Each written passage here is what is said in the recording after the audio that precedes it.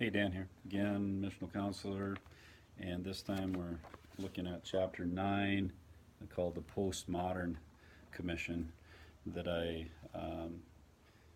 develop in there, just the reality that we are in a postmodern society. People do not think the same way. Over the last 10 years, seen a real shift. You used to be able to take it for granted that people would understand your Christian perspective of where you're coming from, and have a point of reference that you could draw back to. Nowadays, we're not seeing that so much. So it really has to be a relational basis for how you are approaching things. You can't just assume that they're going to get where you're coming from with the things. Sometimes your client will nod, yes, I understand that, but they don't have that point of reference. So, which I'm saying as Christian counselors, we used to be able to go toward and just have as a basis. So my point on this chapter is really unfolding how the postmodern era came to be. There's some things there that might seem strange or interesting on why I developed the tracking that I do from the 1950s forward, but I think it's necessary one way or the other to reference those sorts of cultural trends to demonstrate how our current culture that we're in has come to think like it does, and that we can sit there and argue with it and say what they should be thinking, what they should be doing, but it doesn't matter.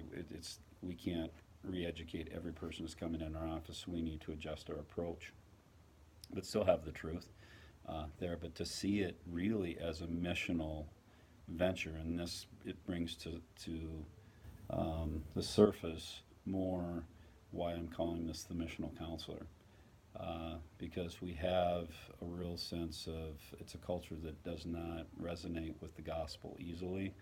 It might be foreign, it might be offensive on what we have, and to learn how to walk that in an ethical manner, but also truthful manner. And we want to stay true to our Christian calling. So there's aspects in that I help to unfold there. It's again not a fully thorough approach on every nuance, but it's the core things that we have to start looking at, and gives points of reference to understand, where do we need to go with this. And I always, again, going back to American Association of Christian Counselors, I think it's important to be a part of an organization that can help navigate some of the pitfalls that you might find yourself in the middle of, or landmines that you can be aware of that are out there, so you don't step on them and then have an issue on the other side. So I end the chapter with the mission and commission in the Great Commission, that sense of we need to take it upon ourselves to